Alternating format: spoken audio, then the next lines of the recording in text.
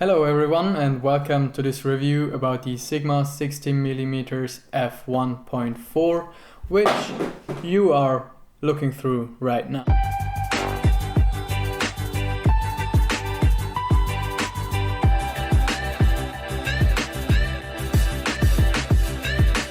The reason why I bought this lens is because I was looking for a wide-angle prime lens for night photography, which my Sony 10-18mm not quite fulfill. Quick disclaimer at this point, I wish I were paid by Sigma, Sony or anyone else, but actually I'm not. The only thing that's affiliate here are some links down below in the description. So the Sigma 16mm is well constructed, it feels very durable in the hands, and it is weather sealed, which is a plus for me.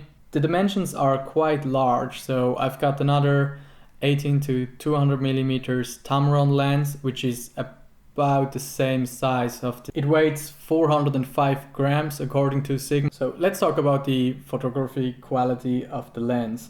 So first about the sharpness. At f1.4 the edges look slightly soft, but increase to solid sharpness at f2.8. For the sharpest image throughout the frame, one has to stop down the Sigma 16mm to f8.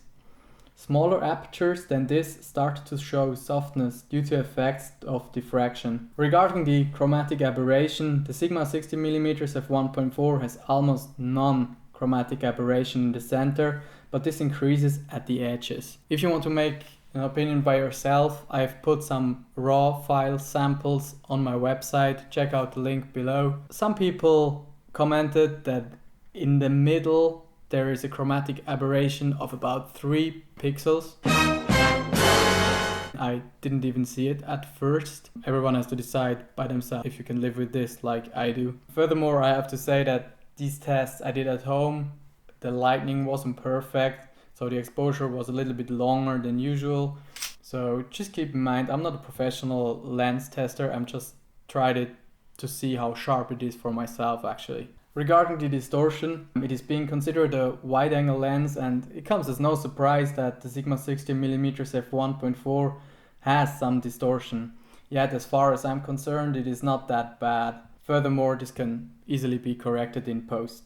The vignette is clearly visible at f1.4, but it disappears at about f4.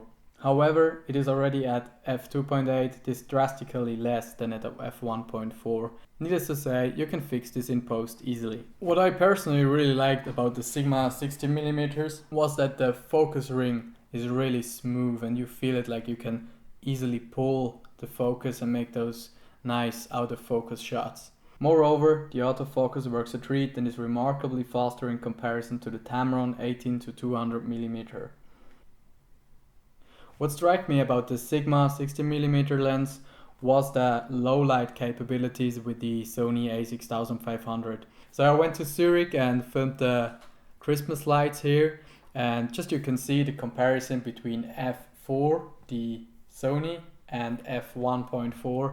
It's a huge difference. Although the Sony has internal body stabilisation and the Sigma doesn't have this. Then there was another question from a Facebook user about the sound of the autofocus of the Sigma lens. Actually, when filming you don't hear any sound even with the recorder just next to the lens when it is focusing. However, when you're shooting stills, then you hear the autofocus, which is pretty fast. So I just changed the lens that you're looking through right now. So let's compare now the Sony 10-18mm with the Sigma. In here with the Sony one we have an optical steady shot built in, which gives you very smooth films, especially with the internal stabilization system of the a6500. So it's a very good lens for gimbal works.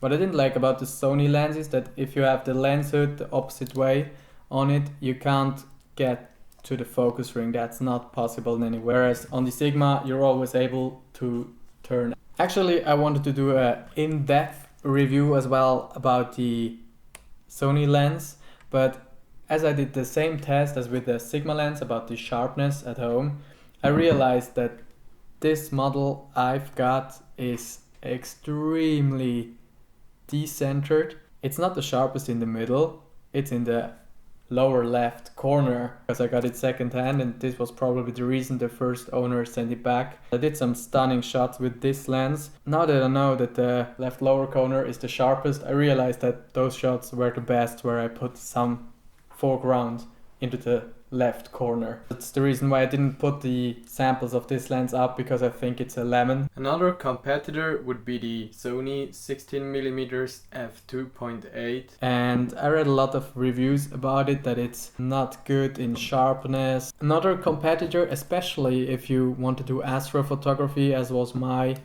main reason to buy this lens here, is the Samyang Power Rokinon whatever Walimex 12mm f2.0. It's an amazing lens. It's all manual. I had the opportunity to test it on one of my night sessions in the Swiss Alps, and I was amazed how well it is in comparison to the f4.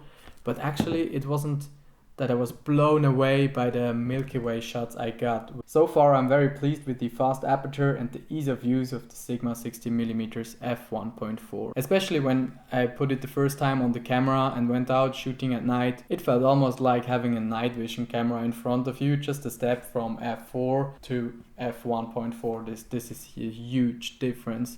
And I'm quite satisfied. Thanks for watching. Please don't subscribe if you don't like outdoor videos, because I'm usually not doing technical reviews about lenses. But if you're interested in outdoor films or even fishing, hit that subscribe button and tell me what you like in the comment section below.